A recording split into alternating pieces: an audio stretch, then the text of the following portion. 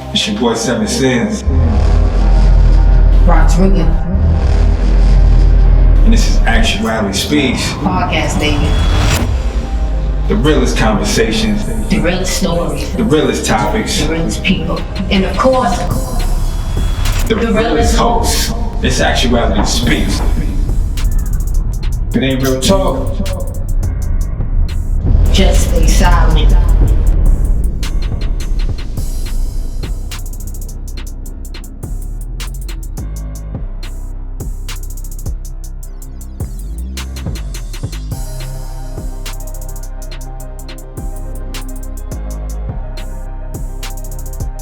Pas de soleil, pas de soleil, pas de soleil,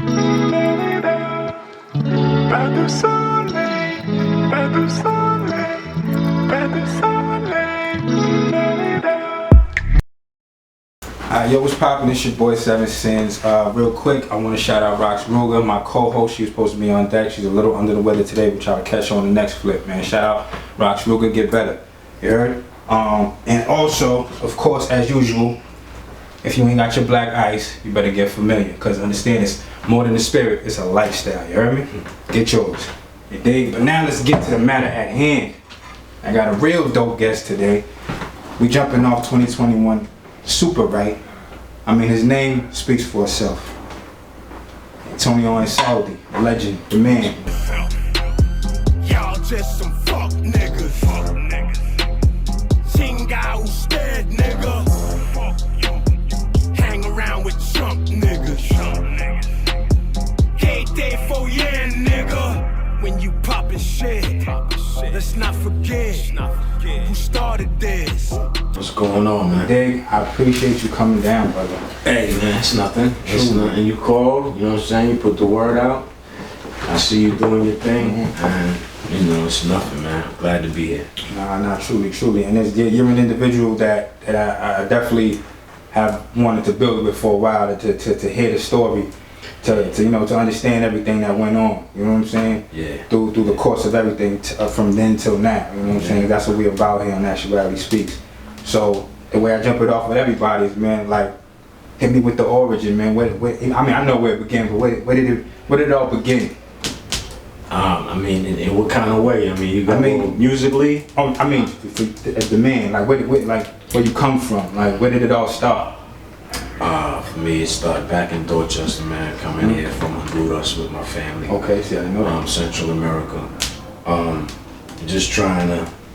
Grandmom's coming here, you know, buying a house and working at the city hospital before it was Boston Medical Center. But yeah, she, you know, for mad years, just holding down the family and buying a house and wanting it to be for her grandkids, and you know, just coming up in Dorchester back in the early. I'm gonna date myself, but back in the early 70s. I know you've been here before. You know the ins and outs, man. Yeah, it was tough, man, because we used to speak nothing but Spanish, and it was real racist back then. Right. And we would go to school and we would get into beefs all the time because the white kids would clown us and spit on us and you know, smack our hats off our head when we get on the bus. That's how we learn how to fight.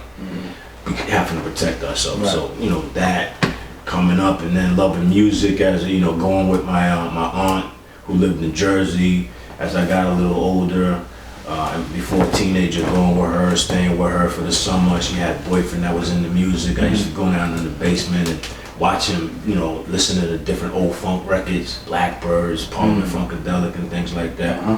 And I started getting into music, and one time when it was time for us to go back home, there was a song that he was playing from the Blackbirds all weekend, and he knew that I liked it because he used to always look over at me and be like, "You like this song? You like this song?" So when we was leaving, he gave me that album. Okay. And that album to me was like, That was like gold, man. yeah, it meant everything. Yeah. So I kept that album throughout my whole. I still got it. You know what I'm saying? Throughout my whole life. But that album was, to me, was saying, was him saying to me, or Spirit saying to me, you like music, take this and dig and pick at it, and whatever becomes of it, becomes of it. And that's what I did, and what became of it is, you know, my life being in Body Rock and, you know, the Body Rock MCs, and then transitioning and getting down with RSO. So the story with RSO, I would have never got down if the RSO had a member named Orange Man back then. And he got locked up. Right, I heard about that.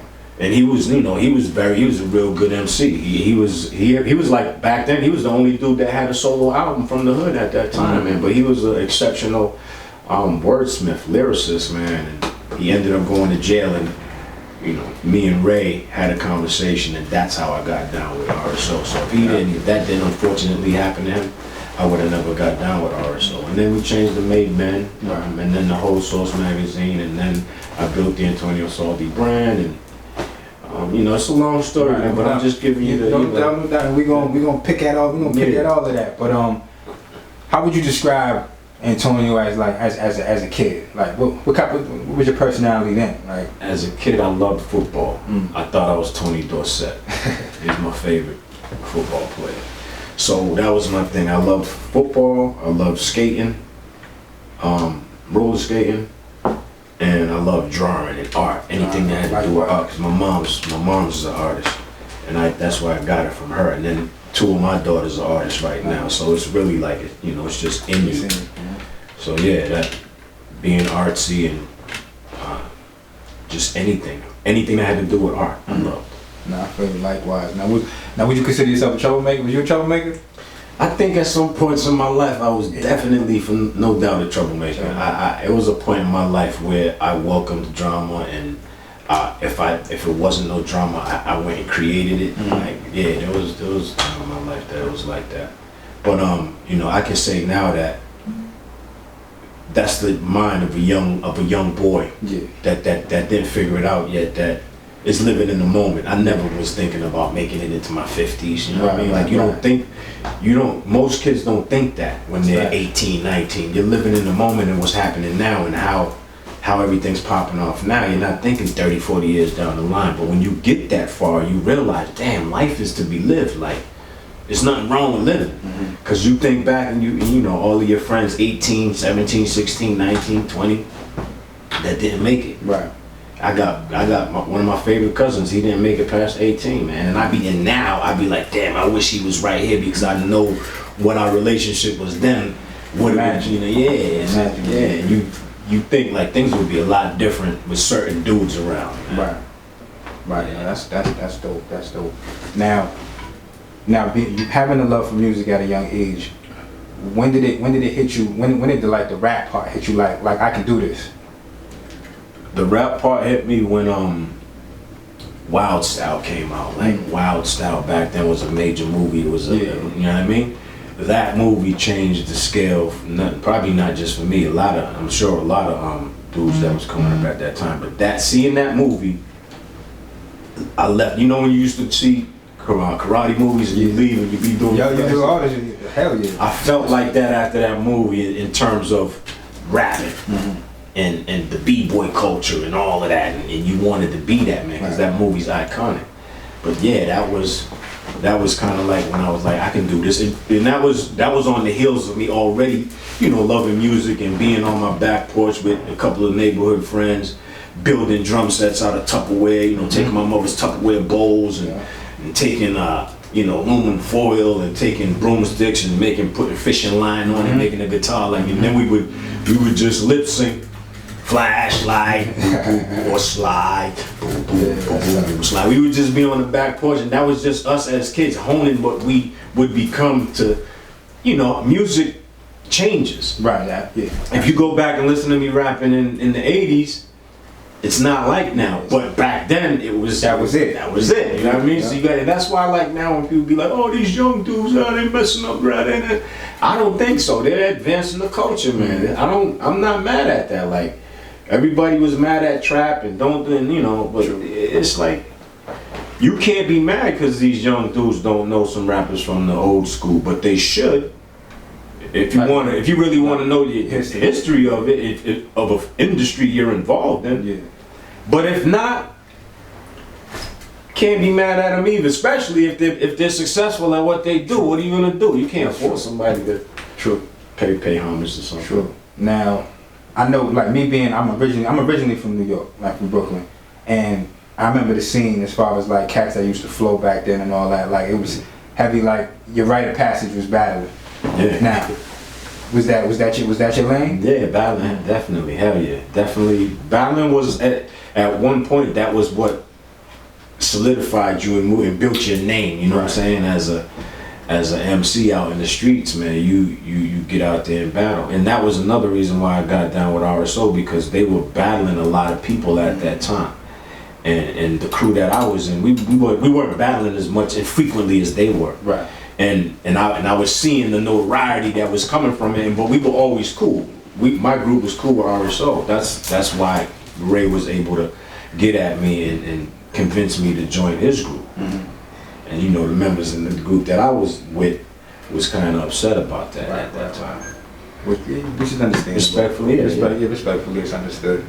Now, when would you say like you felt like, I would say the first time you rocked your first, like the crowd you rocked and got that reaction, you know what I'm saying, that first reaction, like when was that moment, like that you was like, yo, nah, like for real, like I know when you young and you spit, you're like, yo, nah, I could do this, like when you know you got a knack for something, but then it's like when you get the reaction from the people is that's when it's like, okay, it's stamped, like this is me.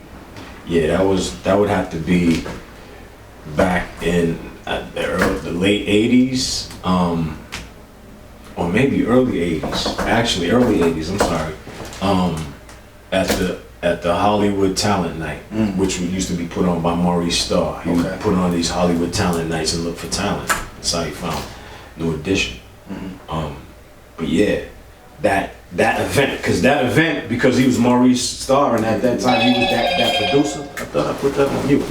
He was that producer dude, and so if he had an event going on, everybody was there, everybody was tuned in. So to be on that level, on that plateau, was dope. And so like you just said, for the crowd to accept you at that point, that's when the crowd. One thing is to be performing, and then be performing and the crowd's reacting with you. So that's how that felt. Now did you already have somewhat of a name at that point? Were cats familiar? Cats were familiar locally, because we were still young, so it was really all about living that b-boy culture. Get rocking every time we get a chance. Any show, we didn't want no money, we just wanted to rock. It wasn't about no money. We'll rock every day for free. So yeah, it was just name wise, yeah, we kind of like, we the pioneers of this Boston hip hop. So certainly dudes knew the name. Everybody knew the name of the city. Yeah. Oh, that's dope. Now to fast forward just a little bit, as far as when you linked up with Ray and things of that nature. Now, what would you say was what was your vision? Like as far as like, did you feel like, alright, we we're as this group here, we're gonna be it? Or did you? I mean, was there any like? Because I know sometimes when you're going into something, it's like, let me just see what happens. But was it like, I feel the vibe here, I know this is gonna pop, this is gonna be something legendary. You know what I'm saying? Like, did you have that legendary mindset already? Certainly. I felt like LeBron felt when he went and joined D Wade and the Heat. I think he went and did that because he was like, they got something over there that I like, and if I take my talents there, we're gonna get to the promised land. So I did feel like that, and Ray made me feel like that. He approached me, and that was his pitch. You know what I'm saying? He seen that, and that was the whole thing, man. If you get down with us, do you know what we can do? And because in my group I was the main writer and I was the main person, I was bringing that. I was bringing creativity. I was bringing a look. I was bringing a persona. I was bringing entertainment. I was bringing a lot of fashion sense. Yeah. That's just who I was, man. I was always fashionable. So, I was bringing all of that. And one thing about Ray Benzino is that he's a very visionary dude. He can see things, and for years he's done that, and for years it's been good for our career. And so by him, he's seen that, and sometimes you trust somebody that you rock with, you trust their vision, and for the most part, it turned out to be what it was visioned to be. But then there's other sides to that story as well. Right. Because like when I first touched down in Mass, like y'all are the names I heard. You know what I'm saying? Antonio Ansaldi, Benzino, you know what I'm saying, et cetera, et cetera. These are the names that was always coming out everywhere I went. You know what I'm saying? Every school I was in. You know what I'm saying? That's all I used to hear about. You know what I'm saying? So now, being that, like, well, I mean, I feel like nowadays it's so. That's why I know things change, but like it's so much more gimmick now. Mm-hmm. You know what I'm saying? Like it's a lot of less real individuals that are behind the music nowadays. But coming from that era, it was way more official. So now, how did the whole coming from the streets cause the rift between being in the industry and like still tapping into street life? You know what I'm saying? Like, cause I already know how that goes. Yeah, it's definitely a slippery slope. It's something that dudes still get into to this day. Right. And that's the thing, man. Coming from as a gangster rap or street rap or dude from the hood that's rapping, Mm-hmm. you're gonna be involved in the street shit Mm-hmm. because that's what you're rapping about. That's what you know. But at some point, when do you learn to balance that out? Yeah. So this over here doesn't take you and put you either in the ground or behind bars. So all of the talent and the hope and everything you had over here never comes to fruit because you couldn't and didn't know how to take this foot that was still in the streets out when you had to take it out. Like you don't gotta just keep the foot in the kicking around, like pull out. Right. But when you don't know when to pull out, babies come. Yeah. Detrimental things come. But not saying that babies are detrimental, but it's just my analogy. Yeah. So yeah, man. For us, it was hard to take our foot out. Mm-hmm. But we did a hell of a balancing act with the shit. Obviously, to accomplish some of the things we did. But you can only balance shit for so long. At some point, if the balance isn't balanced correctly, right, it's gonna cause that rift, and then there you go. Yeah. The problems come. Now when did I think, like you said, you've been a fashionable individual, so was the Antonio Ansaldi line, was that always something in the back of your brain? Nah, that was the idea that was pitched to me from across the dinner table by Benzino. Mm-hmm. Me, him, my man Hurst, and Dave Mays that own the Source. Mm-hmm. We're at dinner one day, and prior to that, I was responsible for creating our look, designing our Bruins gear that we wore.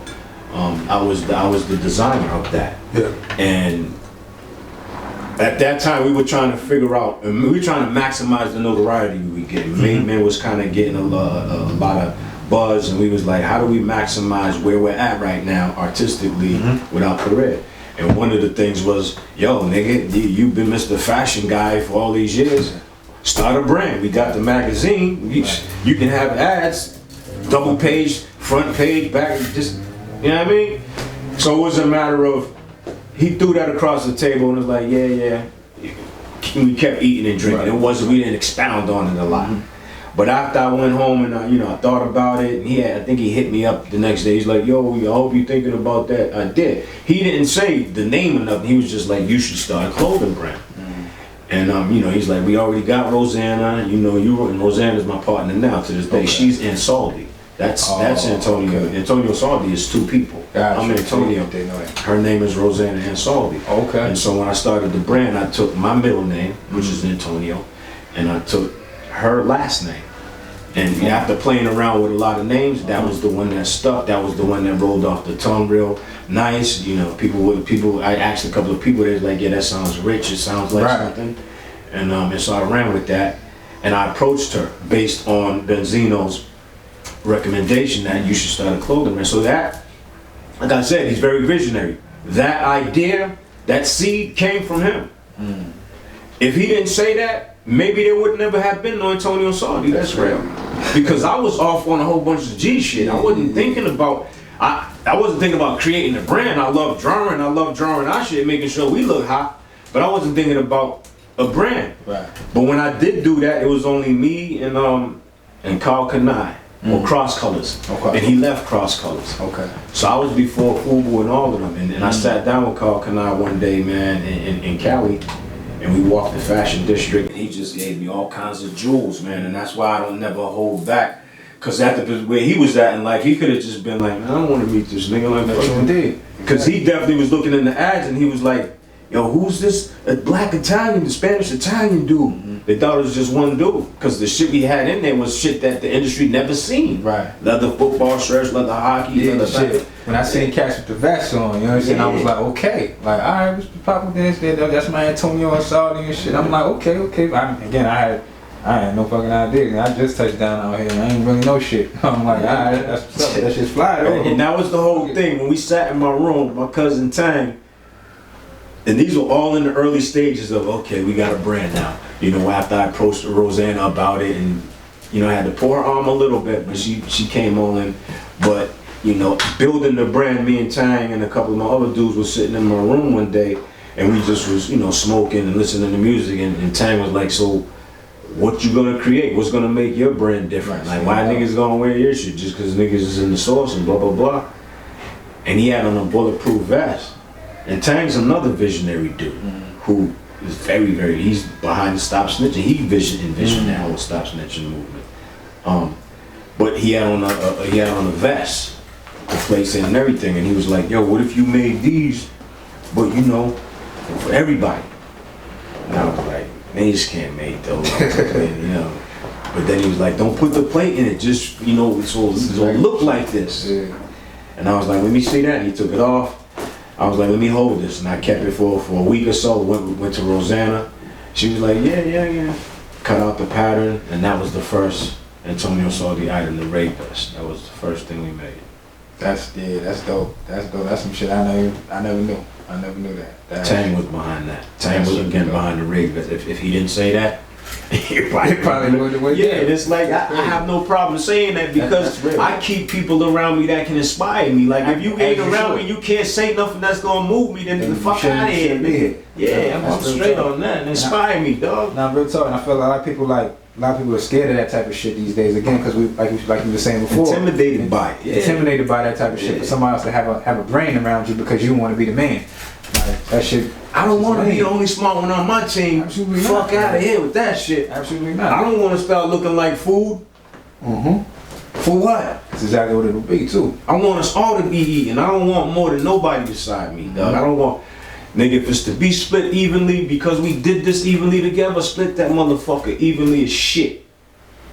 That's real. There ain't even we don't even need to discuss nothing after that. When we need to discuss that, that's when the problems you know is coming down the way. And anybody involved in something should know what they put in, man. Like, you know what you put in. And if you don't know, get more in tune with what the fuck you doing when you say you putting in. Real talk. And that's having a team to me. Like, if people talking that team shit, and at the end of the day, I see a lot of people it's the one go-to guy. Like, that's not a team. Nigga. You're a boss and you got workers, nigga. That's it. I don't want, like, nah, nigga, everybody has to be a boss, nigga, here, man. I don't jump shit, but I've dealt with various individuals over my time. And it's just that design, like, I've seen it so much, and people don't got that mentality like we want us all to be here. Yeah, but it's always that I'm here, but you talk that here shit, but you're looking at yourself up here, and everybody gotta be under you and do what you gotta do. That's not a good place to be because you know the people that you keep under you, and you know you're keeping them under you. At some point, you are going to start looking like food, baby. For whatever you want to chop that up and equate that to be, you're gonna start looking like food. No, that's a fact. That's a fact. Man, that is a fact. But now to shoot into y'all being in the industry, y'all are really in the mix now. You know what I'm saying? Now, give me what's the atmosphere like as far as like now it's the industry now. We not that we out of Boston, but now we in the big leagues now. We with the cats we used to see on TV. Yeah, that was. What's that atmosphere like, bro? That atmosphere was crazy because we was for anything, you know what I mean? So once we got in the industry, we just continued to be who we already were, but with money now, right? And an ability to travel when we want, and you know, we making records that other cities is feeling, and you know, Hawaii, we had You Could Be My Boo was #1 for like, I don't know, like crazy weeks, like 50 weeks or something crazy like that. So we was, we was feeling like we here now. We always knew we was on the level of LL and MOP and anybody that was out there, because we used to look on the back of their album covers and see where they recorded at. Chung King House of Metal. We'd go down there and record there, and we would bump into other rappers, and that's how we kind of met people along the way, and met Paul C. and Paul C, for any people that don't know, he's one of I think every producer who is a producer that knows him was inspired by him in some kind of way, and a real producer will tell you that he was that dope. So yeah, we just felt like we're here, we bringing our brand of East Coast gangster shit. We ain't no suckers. Right. We from Boston, and whoever wants it can get it. That was our whole mentality. We was deep. We didn't, anywhere we went, it was these. And everybody knew what these meant. The Boston niggas is here. And you either feared us, loved us, or hated us. Right. But if you stepped to us, then it was a whole different situation. So that was our whole mentality. Now, again, being younger and coming out and then getting on like the music scene, all I used to ever hear is that stigma that they hold towards Boston, as far as like, when other artists come here, all we do is look at them as food, and then that's why cats don't want to fuck with us, shit like that. Now, was that really the case, or was it just the fact that we wasn't on the, like, cats out here was just not suckers, so it was just, or people tried to, like, just because we coming to Boston, so it's like we trying to overstep, but and once that didn't happen, maybe that stigma kind of became what it was. What was that? Nah, it was actually contrary. It was actually very different than that. Like, rappers used to come here and be scared and ask us to hold them down. They would come here and literally, you could wear my chain when I'm here. Like, Eric Sturman actually physically, took his chain off his neck and was like, yo, you could rock this while we here. He never got that chain back. You know what I'm saying? But so we wasn't like, if dudes was scared to come here, they was just scared niggas. Nigga, they came out the womb scared. Like, I mean, we from Boston. If you scared to come to, but it's not like we was beating rappers up that came here just to be beating them up. We was performing with a lot of rappers that came here. We was opening up for a lot of rappers that came here. So I mean, it wasn't that. We just didn't take no shit back then. We was young niggas running wild, doing what young niggas running wild do. Right. That's the last time I'll put it like that. Man. Now, I mean, they say still to touch on the industry. Like, they say, like, I hear a lot of people say, like, the industry is just it's a bigger percentage of fake. And just like, lights, cameras, action, all that bullshit. People performing, like, as far as who the fuck they are. Like, that's the case? That's absolutely, because it's like Facebook and any social media right now. Okay. You can create this persona from behind, wherever you want, and it was the same thing back then. You can, and not even now in the industry, like and people that are signing an artist, they're gonna tell you this is how we want you to be. Right. This is what you should do. This is what, if you want us to put money into you, this is what we want you to do. This is why people put money behind the 6ix9ine dude. Right. He's doing it. Yeah. You see, that was a perfect example of that, of what happens. Yeah. But now what he's doing now is he's making something that the hood has always forbid. He's just opening it up now. It's to the point where, it's. I understand when people feel as though something happened and they want justice and all of that. But you understanding what snitching is all about. You gotta understand what snitching is. Like, saying or reporting a crime on everything isn't always snitching. Right. Exactly. Please break it down. It's not always snitching. But yeah. So, but when you're involved in a criminal element and you know it, fucking know that. Yes.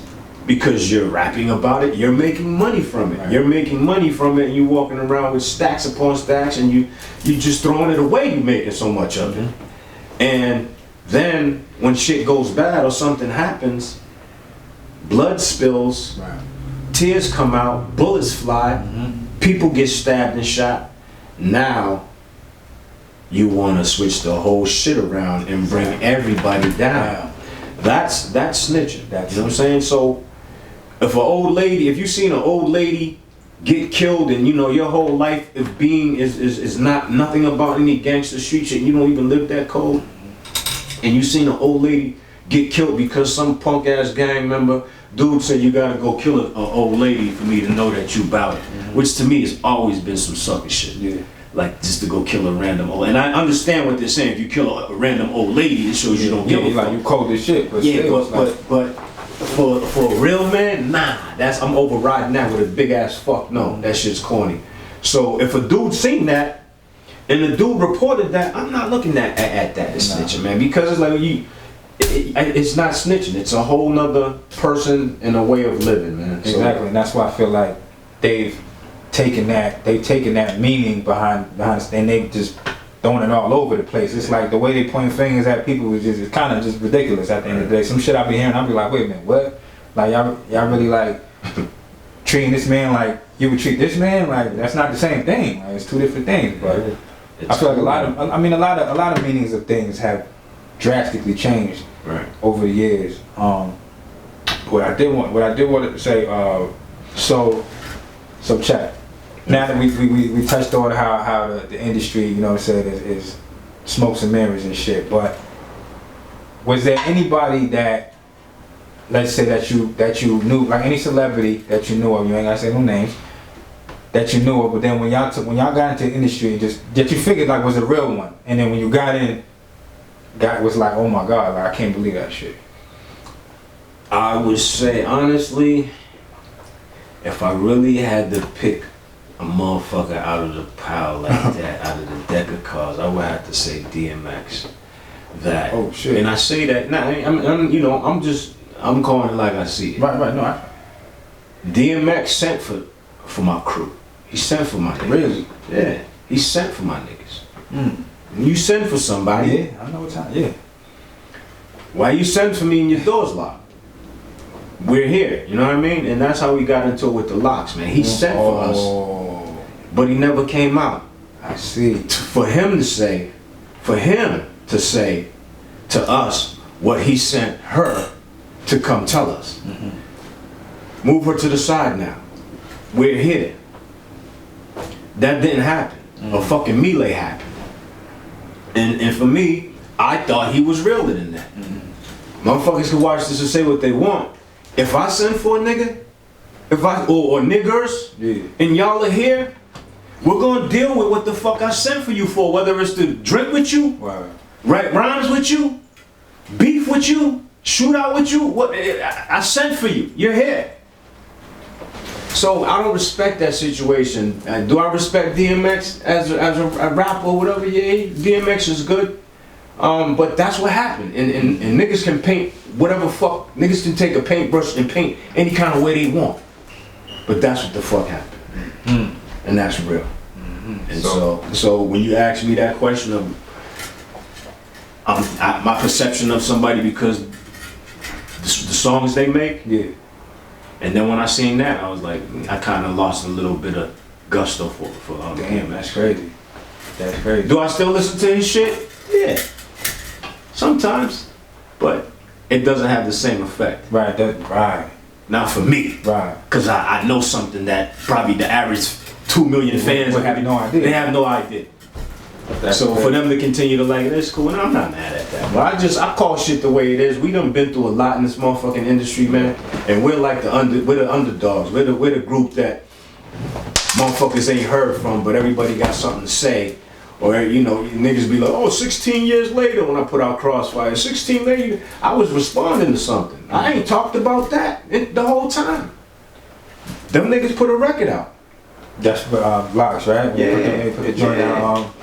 I responded, nigga, because I have pride and I have dignity, and I feel it needed a response. And so that's what I did. And I think a lot of niggas around here was like, oh, why you going that time, man? They're cool, man. But they don't know. Yeah, they don't have no parameters and morals, man. I got fucking principles in life, man. And so if you ain't got no morals and nothing you live by, nothing you can stand on and put your nuts on the table, then I don't want to talk to you. You know what I'm saying? Like we can talk for 5 minutes and be gone. Less than that and be gone. What up? All right, be cool. Wow. No, I hear you. So that's great. So my man, he left. Basically, he left the rest of these niggas to fend for what he's. That's what happened. We ended up getting into a melee with his niggas, and his niggas was mad tight with us. Like we wasn't even supposed to be. We just did a song with the Locks. Like we because that's. I mean, honestly, just watching interviews and shit, and that's what I heard. I think it was Jada say that shit. It was all three. I don't know, but they was like, yo, niggas was cool. And they were talking about that incident about the fight or whatever, and they were just like, yo, the shit just got crazy real fast. You know what I'm saying? It did. It escalated real fast, man. But it was a fucked up situation because, like I said, we was mad cool with them. You know, I had just designed a bunch of stuff for their album cover. I made DMX some stuff, Eve some stuff, Dean Wall all for their pit bulls. I was making clothes for their dogs. You know, so that was, and we was tight.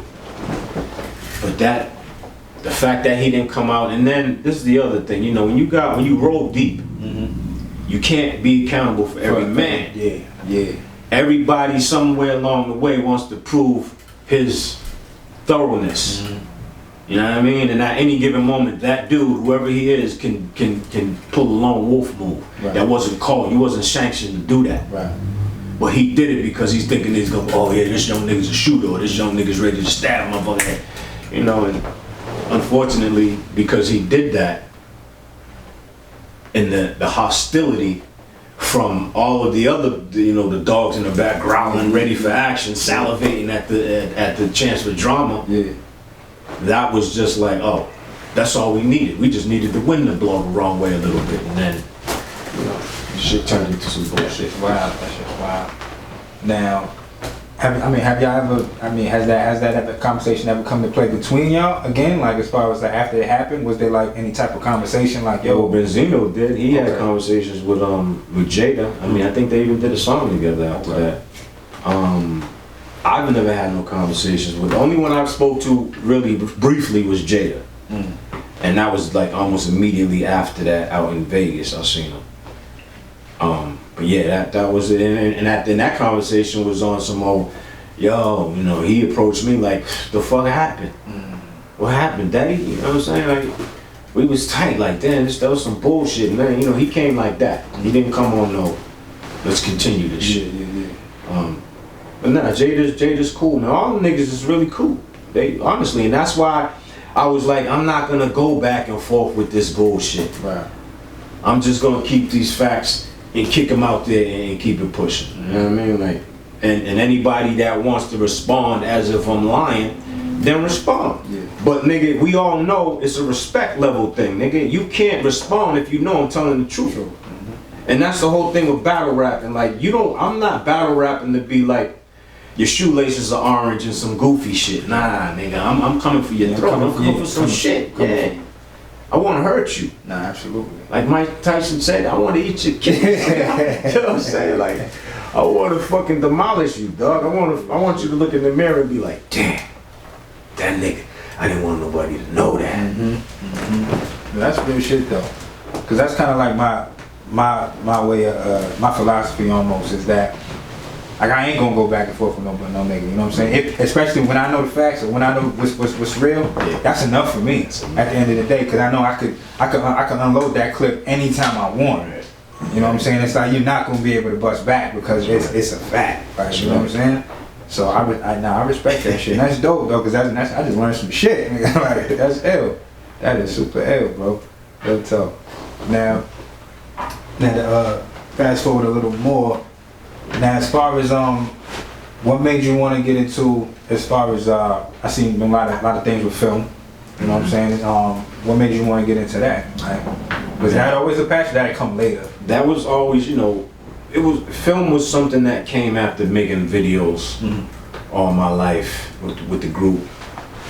You know, working with Benny Boom and Hype Williams and you know, big name producers and directors and stuff, and then, you know, watching them work, watching how their art department would create things that we wanted in the video, going out into Vegas in the desert, 125 degrees, wearing leather just to look dope, right. Riding camels and shit. Like, those things used to amaze me, like, wow, I love this type shit. And then, you know, one day this dude right here approached me. JV approached me one day and was like, yo, and this was after I had went solo and everything, and he was like, yo, you know, I be seeing your visuals. I think I can do something for your visuals. I want to help you with your visuals. Like, I'm coming up, I'm doing my thing too. We can use each other to create these looks. And so yeah, and I already knew JV. I just didn't know he was directing videos and editing videos and shit like that. Cause that, you know, that's not easy to do. You know what I mean? Film and edit and all of that. So yeah, and then we just got on that journey back then. We got on the journey, we did a couple of things. And then, you know, we still had our own things going on, so we would, you know, veer off the road every now and then and go do our own thing. But then we would always find our way back to each other, work on a project and stuff like that. So, but we've created a lot of visuals over the time. Right. And so now we're in a place now with Team One and J-Star Films and Flicky Flick Films. Like we're in a collaborative effort right now to really take my vision, their visions, to a whole nother level. So that's what we were doing before we came here. That's what we're gonna continue to do when we leave here. We are, you know, going out to Lawrence to capture some scenes that we really want. Like we can do the scenes that we want. We could probably do them in Boston, but we just feel like getting out there in the world and seeing others, because it's not just going there to film where we know we're going. We might see something else that we might not use tonight, but we know it's there, or we might use it tonight, depending on what it is. So it's, you know, right now the creative juice is crazy with us, man. And not only that, we're working on an EP, Team One, which is myself and JV, the rap singer. Okay. You know, it's that real grown up R&B, taking it back to the soul, you know, singing from the gut. You know what I'm saying? And, you know, hard bars. And then not only just hard bars, because I know people are gonna say, "Oh, easy," and sort of bars are hard. But then, you know, I got my LL Cool J to the lady bars too, because he's making sure he's in the studio like, yo, I need you to be LL now, right? So, but I respect him in the studio, because one thing about JV, man, he's really, and I'm learning this now because we're really in the studio together. There was times where, you know, I got a record, yo, Jay, you like that? Yeah, that's dope. You know, sing the hook. But now we're actually cooking in the same kitchen, and I'm passing him the salt, and he got the spoon. And, you know, we're making this food, and but his vision, me being in the game, right? As long as I've been, he'll come knock on the booth with a suggestion. Yo, you should say your bar this way. You should, you know. He'll make a suggestion. But if I was a fucked up dude and thought, you know, nigga, this is my way or the highway, I would just, you know, shove him off. But he comes with credible shit that's gonna make the record dope. And that's all that matters. Like, if it's gonna make the record dope, I don't care where the direction comes from, who I need to follow, who might need to help me with a line or two, who might need to help me with half a song. I'm beyond that. I've wrote songs for legends, you know what I'm saying? So I'm beyond that. I just wanna make the best fucking song. Right. And I don't care if we're in the studio.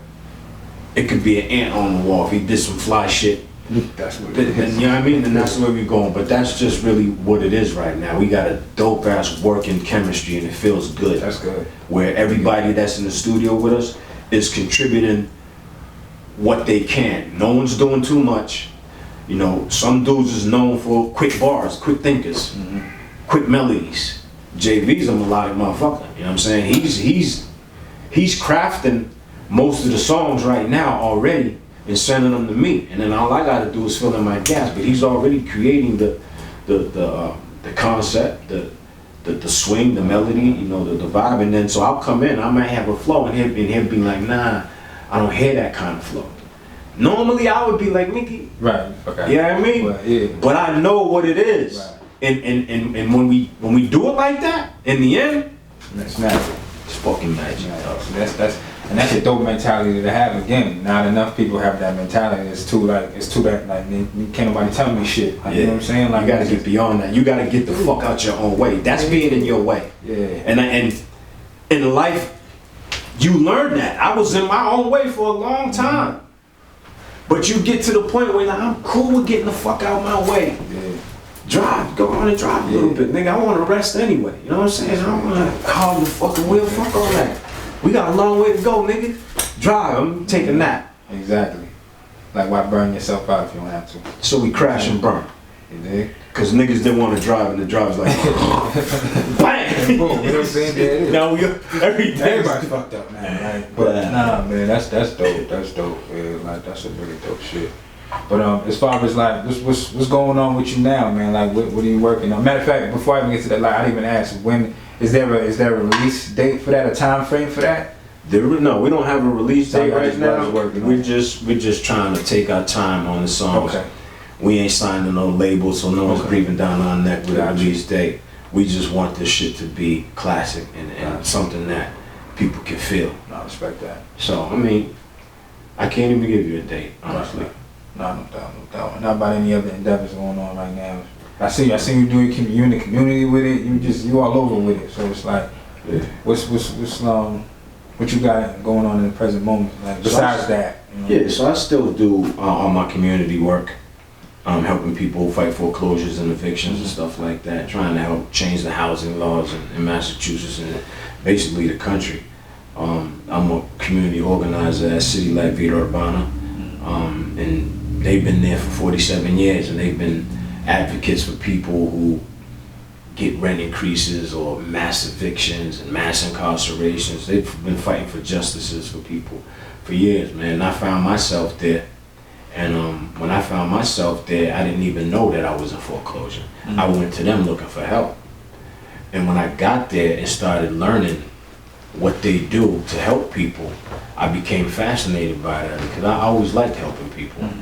And I was able to use my music, my video making ability, and to create visuals. I was able to use that to pressure Brian Moynihan, who's the CEO of Bank of America, and Robert Gallery, who's the regional manager for Bank of America, who lives up on Beacon Hill.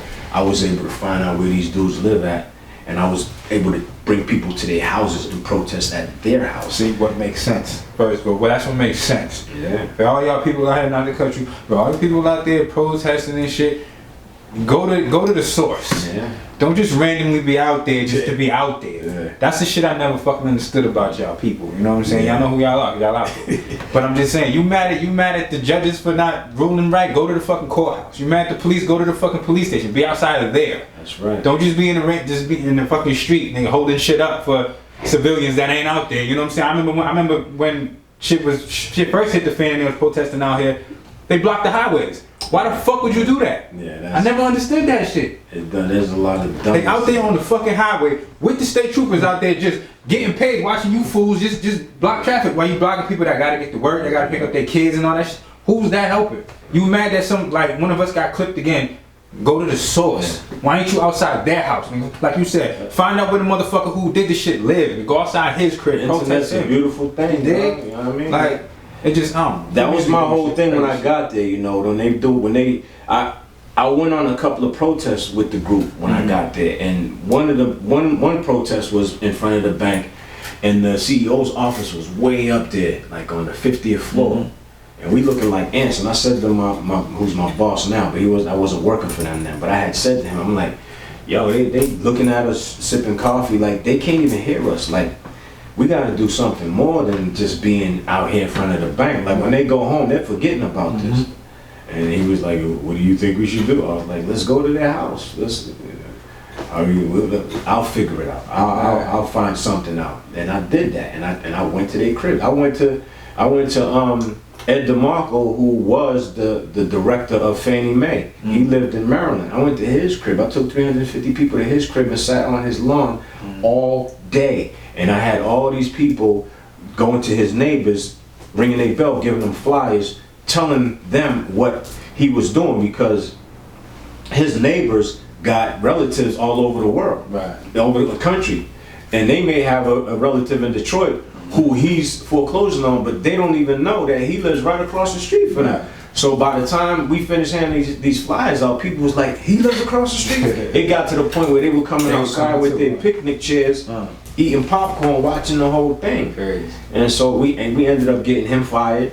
See that? Yeah, I heard that. Yeah, we ended up getting him fired, and we got Mel Watt in there, who was a black man, who was appointed by Obama at the time. But the unfortunate thing about that is he didn't do nothing either. And That was the whole strategic thing. Let's shame this other dude and force this other dude out so Obama can elect you. And when you get in there because you're saying you're gonna do what we're asking you to do and you're for what we believe in and the justices that we're fighting for, when you get in there, you're gonna fix that. He got in there, he didn't fix that.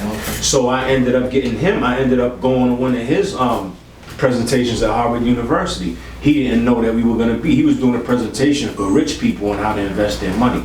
And I had about 25 people spread out in the crowd. And we all had a cue. When they see me give them the cue, we were all gonna stand up one at a time, like Jack in the Box, and we all would stand up and say something. Justice now! Black Lives Matter! Like everything, pop, pop, pop, pop, pop. So we ended up getting him. That embarrassed him. Because all his people was like, what's going on? We didn't come here for that. You know what I'm saying? So he was trying to tell us, yo, can we talk about this another time? And I'm like, nah. Exactly. We fought to get you in here, man. Come on, bro. No more charades and curtains to hide behind. What do you want me to do? There's millions of people out here that's homeless. You said you was gonna fix that. So that's why I felt like if I'm gonna be an organizer, I'm gonna go all the way up to the line that they say don't cross the line. I'm gonna go all the way up to that line. My fucking big toe is gonna be touching that line. And that's that envelope that I'm gonna push. And that's what I said to my boy. What can I do that won't bring shame to this organization? Because I don't want to come over here and they fuck up the name. Right. Tell me how far I can go. And they told me how far, and I could work with that. And so I'm still there now. 9 years later, I got my crib back. Everything's cool. I'm trying to help people now who are scared and don't know how to fight back and don't know their rights. I'm trying to tell them what their rights are. And I'm a landlord. And I'm still trying to tell tenants what their rights are. I'm not supposed to be doing that. Right. That's technically. Yeah, but that shows where your head's at. You know what I'm saying? Like you're not in it for what the rest of these people are in it for. Like you said, you're here to actually help. You know what I'm saying? And that's what we need more the fuck of. Like there's just too many people in it for themselves. Right. Too many people not trying to share jewels with anybody. That's why a lot of these motherfuckers out here running around aimless.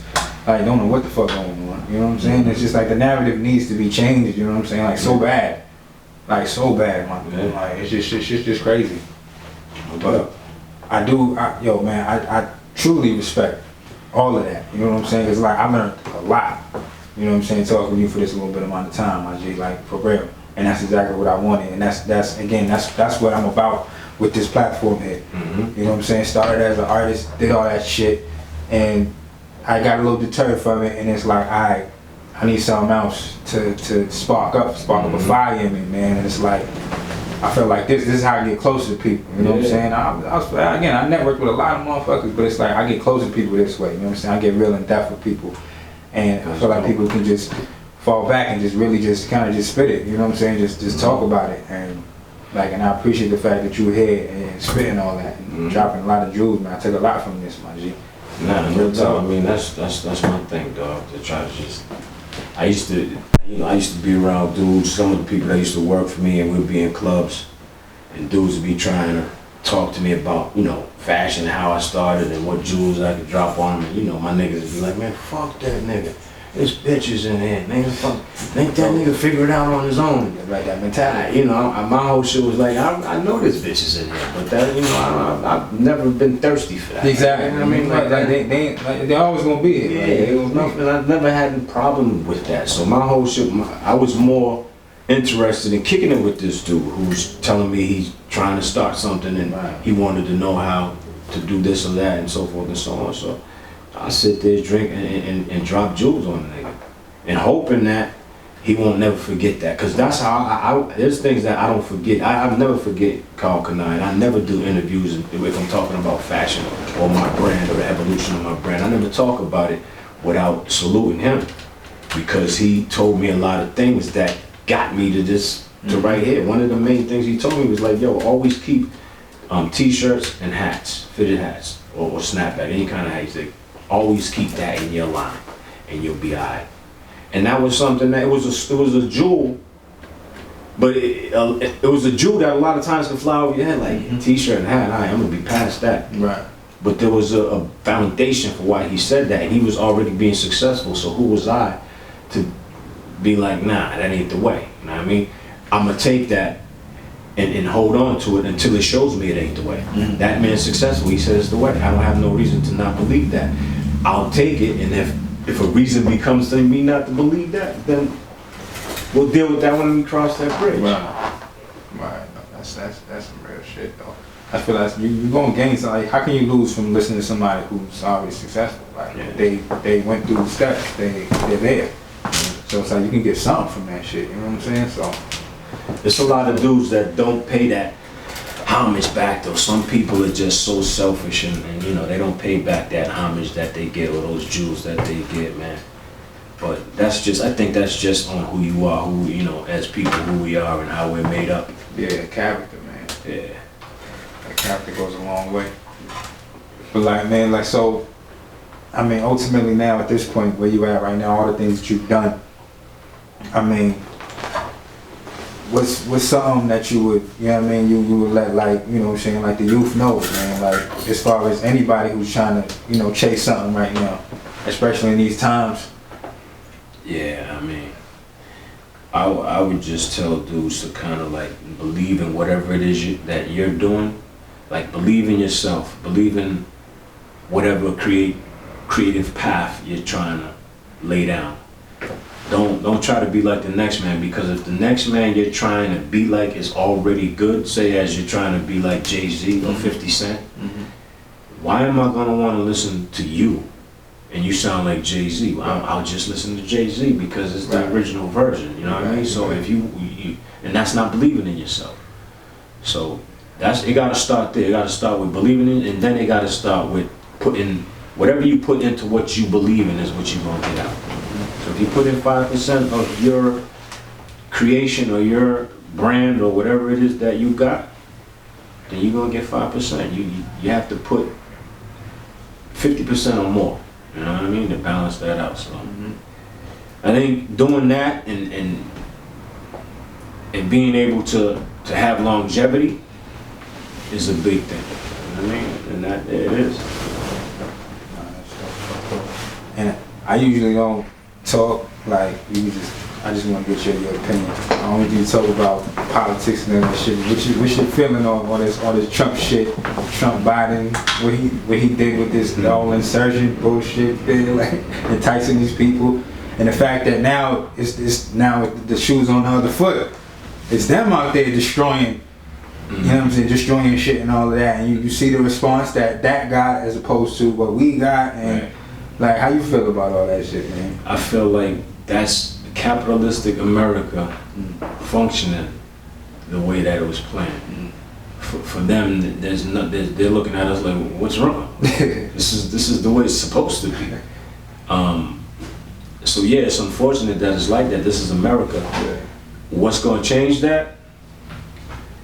The only thing that's going to change that, man, is really somebody getting in office that is for the people. And we can go back and forth on who that person was or is or gonna be or could have been or whatever.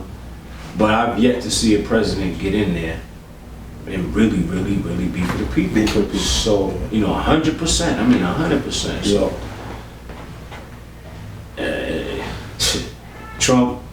Trump is like a gangster who became president. Yeah. He's like a arrogant, brash, powerful person with money who grew up like everything was his. So he grew into a man feeling like everything is, and when he got upset and didn't win that second term, he's like, I'm taking my ball and I'm going home, like that dude. Right. The bitter dude, and now you're mad at everybody because you just thought it was gonna be a slam dunk. And then now all his people are doing the shit that they're doing. So yeah, it's for Biden coming in, he has to make sure that now it's like Trump was dealing with them, now Biden's gonna be dealing with Trump's people, because Trump's people ain't gonna, I think they're gonna be carrying on with this bullshit for a minute. They will. Yeah, so it's gonna be Biden, because see, this is what Trump, we know Trump ran because he didn't like Obama. He was really trying to prove that was point. his main thing. Yeah, and then when he fucked around, oops, I'm in here, he was just like, oh, fuck it. I'm pulling my dick out and slamming it on the table. Yeah. So now, he's mad as fuck at Biden, You think he ain't gonna keep his goons out there doing their shit because now he wants Biden to be under some pressure, like he was with the whole Floyd thing. Right. Let's see how Biden deals with this, and because he's like that. Trump's like that. So hey, we gotta hope that this racism shit don't sprout up and be some more extra shit, man. But time will tell. We can only hope, bro. But my G, I appreciate you for touching down. I appreciate you for coming through. Again, it's an honor.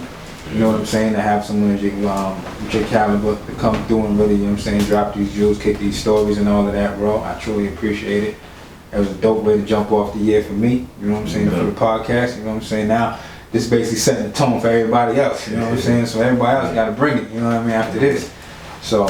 Yeah, everybody got a story, man. So, this is a great platform. I appreciate that, man. The fact that, you know what I'm saying, that you approve, man, that's dope. That's dope, man. So, yeah, for the people, man, that was the homie, Antonio Ansaldi, dropping these jewels, man. I hope y'all took everything in. And, oh, yes, and again, you know what I'm saying? Yeah. Black ice, baby, black ice. And it's good. It's smooth. You heard? It's flavorful. It's not too brash and hard. It goes down real nice. I like it. Support your local businesses, man. This is local. You understand? This is here. It's all people doing this. You know what I'm saying? So support this. Everybody that's supporting this, it's love, and I appreciate you. Just get at me on Rox Ruger. Again, shout out to Rox Ruger. Get well. You know what I'm saying? Shout out to the homie Brandon Grimes for the Strata wear. Face up. Yeah, the gear's on point. We supporting out here, baby. We supporting ours. You know what I'm saying? So again, tune in till the next time, brother. This is Actuality Speaks. Where if it ain't real talk, please just stay silent, you dig? Yeah. Pas de soleil, pas de soleil, pas de soleil, pas de soleil, pas de soleil.